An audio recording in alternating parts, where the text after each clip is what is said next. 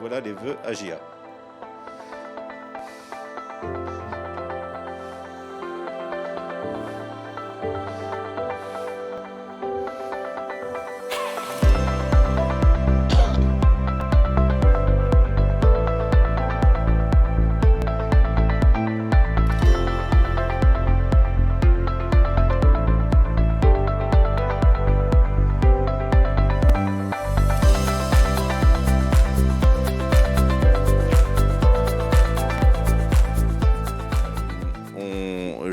Si on m'avait dit un jour qu'on se retrouverait à faire un séminaire de rentrée dans un lieu aussi prestigieux, avec un cabinet qui a 25 bureaux et qui emploie 27 bureaux, pardon, et qui emploie plus de 100 salariés, j'aurais dit mais c'est pas possible. C'est vraiment quelque chose qui est impensable. La réalité aujourd'hui, c'est que nous y sommes et j'allais dire, nous y sommes et ce n'est qu'une étape. Donc vous voyez qu'il y a des trous, mais enfin bon, on est quand même très orienté vers l'ouest, mais on a effectivement maintenant des cabinets qui commencent à être implantés à chaque coin de l'Hexagone. L'évolution du nombre des bureaux donc, a suivi également notre progression en termes de salariés. On a eu, vous voyez, effectivement, l'année dernière, je vous avais dit qu'on serait 27 bureaux, et aujourd'hui, nous sommes 27 bureaux. Donc, on a prévu effectivement, fin 2025, d'être à 29 bureaux. Alors, je vous rassure, c'est pas qu'on a une baisse d'activité, mais il se trouve que sur 2023, on a eu des groupes de sociétés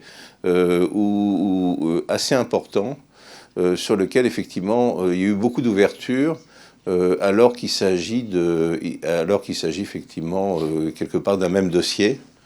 Donc aujourd'hui, vous voyez effectivement la progression des fonds détenus sur les missions civiles entre 2023 et 2024. Donc on est quasiment passé à plus de 10 millions de fonds détenus. Donc... Bon, la fin de l'année dernière, elle a aussi été marquée par quelque chose qui était un peu aussi une lame de fond, qui le restera d'ailleurs, mais qui était l'ambition européenne de faire transcrire dans la loi française le fait que, en dessous d'un certain nombre de seuils, je ne l'ai plus en tête, je crois que c'était une vingtaine de salariés, les procédures de faillite se déroulaient sans administrateur et sans mandataire. Donc ça semble disparaître parce que le sujet ne fait pas consensus. Et c'est pareil, ça ne se voit pas trop, ça ne se lit pas trop, mais c'est extrêmement important parce que, l'air de rien, c'était 80% du chiffre d'affaires des AJMJ qui étaient concernés. Et notamment, ce que la chancellerie a pu redire à un certain nombre d'occasions, c'est qu'elle garde en tête que la procédure de sortie de crise, bien que marginalement ouverte à gauche et à droite depuis la crise sanitaire, était quand même l'occasion de faire un test sur un certain nombre de sujets qui vont revenir en boomerang à l'occasion de la prochaine réforme. Et ces sujets, bon, bien sûr, il y a les sujets de procédure rapide, bon, c'est toujours un peu le fantasme des juges que vous rencontrez, des parquets, du législateur, la procédure rapide. Bon, je crois qu'on est tous bien placés pour savoir que les procédures, en fait, elles sont rapides et on les traite rapidement du simple fait qu'en général, on n'a plus de trésorerie.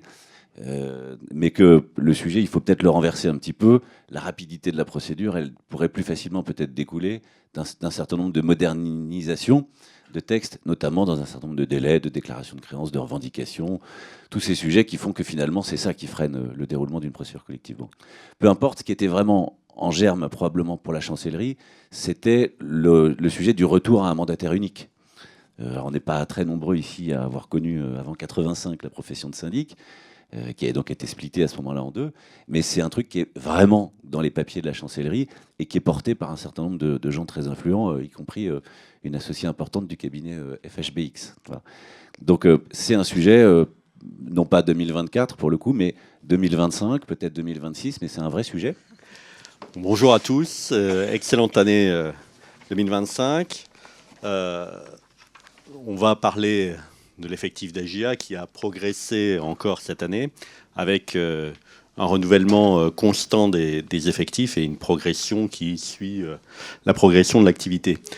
AGIA progresse en termes d'effectifs, continue les recherches de profils. Donc si vous connaissez, si vous avez des informations sur des profils intéressants, je crois que tous les associés ici présents sont prêts à les examiner. Ce qui est assez symptomatique, c'est que dans un contexte où nous sommes soumis à une autre méthode de travail, avec un climat qui est de plus en plus difficile. Je ne sais pas si vous avez aussi fait le constat comme moi que beaucoup de gens nous rejetaient assez souvent une partie de leurs difficultés et nous obligeaient finalement à les partager avec eux et donc à aussi gérer leurs propres craintes et leurs propres stress. Donc on a aujourd'hui un certain nombre d'éléments qui nous amènent à revoir de façon assez importante notre façon d'approcher le métier, notre façon d'apprendre, de s'améliorer, de pouvoir traiter les dossiers dans un contexte que Serge a rappelé, où il faut s'attendre à ce qu'il y ait encore plus de désignation dans des situations de plus en plus complexes. En ce qui concerne les procédures collectives. Donc, même les réformes vont très vite. Je ne vous parle pas de la copropriété, mais la loi sur l'habitat indigne de 2024 fait elle-même suite à des lois qui se sont succédées et chaque année, on nous en rajoute. Et donc, il faut se mettre à la page. Donc, on a tous, qu'on soit ancien ou nouveau, un sujet de formation.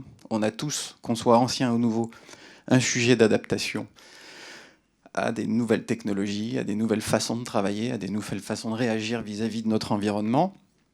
Mais on a un seul et même ADN, c'est de faire ce qu'on aime faire, c'est-à-dire se rendre au service d'entreprises ou de copropriétés en difficulté ou de situations difficiles sur lesquelles on essaie de trouver des solutions. On a réfléchi sur le montage de ce pôle formation et qui regroupe aussi tout ce qui est procédure interne, qui tient à cœur à Monsieur Michel. Et d'ailleurs, je vais reprendre une citation que dit Monsieur Michel très souvent, qui est « Seul, on va plus vite et ensemble, on va plus loin ». Et en fait, dans la réflexion qu'on a eue avec Nicolas, c'est aussi via une autre citation de Pierre Dac, qui dit que ceux qui ne savent pas où ils vont sont surpris d'arriver ailleurs. Et c'est un peu aussi le sentiment que parfois on a quand on se sent dépassé sur tout ce qui est les changements qui sont au quotidien, que ce soit effectivement au niveau technologie, mais aussi au niveau législation, etc.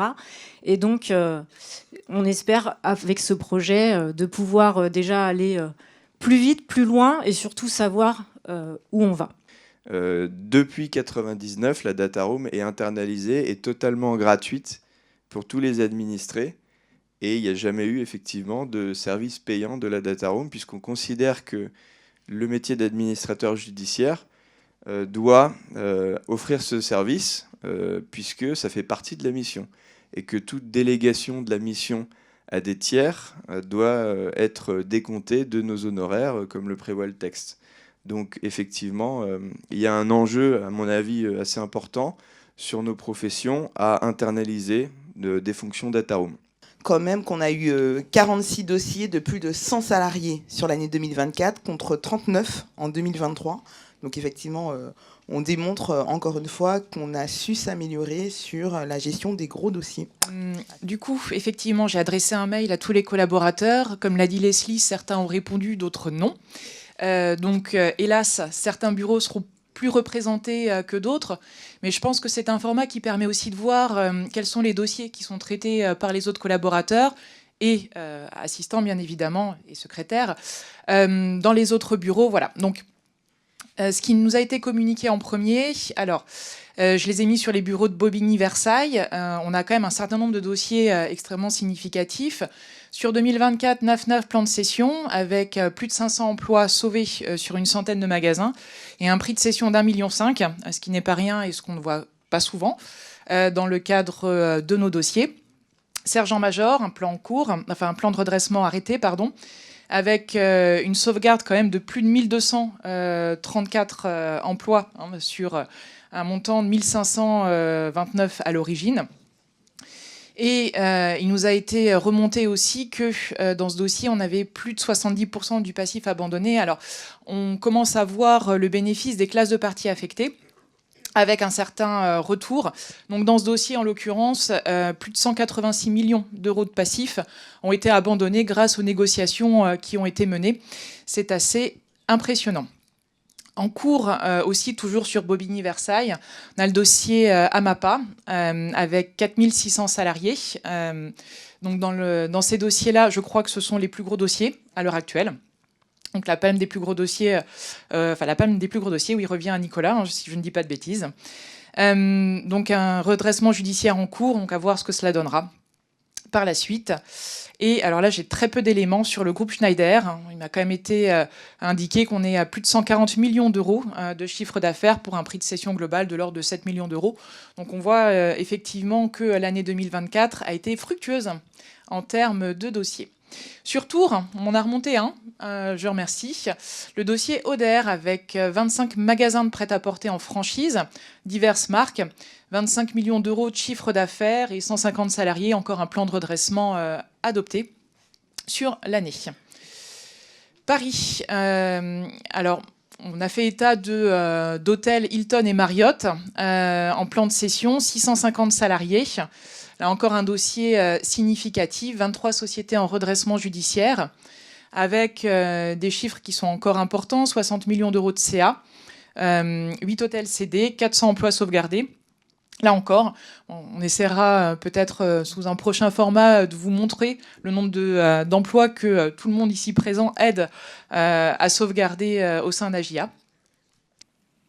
Je remercie tous ceux qui ont accepté ma compagnie pendant toutes ces années. Je salue les nouveaux qui sont arrivés. Je salue également ceux qui restent et que j'ai connus, et auxquels il reste encore quelques kilomètres à faire. Je salue Patricia que je vois, avec laquelle on a fait un bout de chemin. Donc je salue aussi ceux qui vont rester, et je m'efforcerai de ne pas oublier ceux qui restent. Voilà ce que je voulais vous dire, en vous renouvelant mes vœux de bonne année, de bonne santé pour 2025 et surtout bon vent.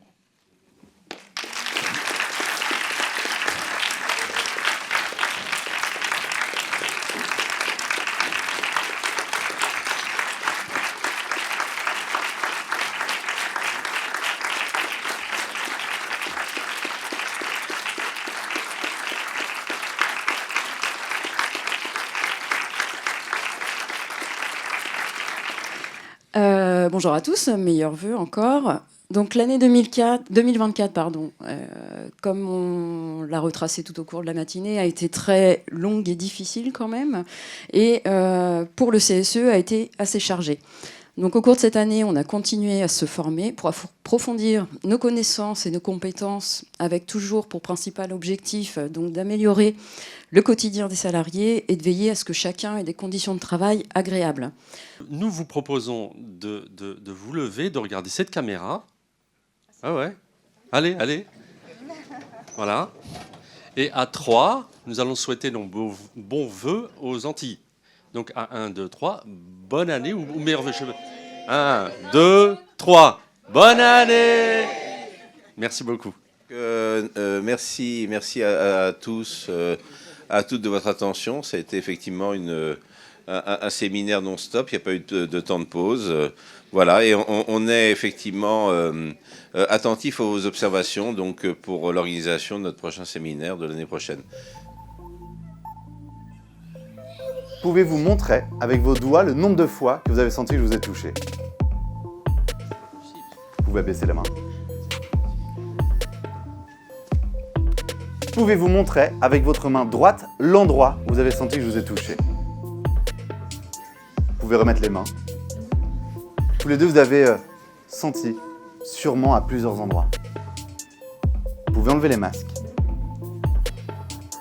Ce qui est incroyable, c'est que c'est toi que j'ai touché. Et Mathieu, c'est toi qui as ressenti. C'est vrai? Merci beaucoup tous les deux, vous avez été absolument incroyables. Vous pouvez retourner vous asseoir, merci beaucoup. C'est pour vous, c'est un cadeau. Merci.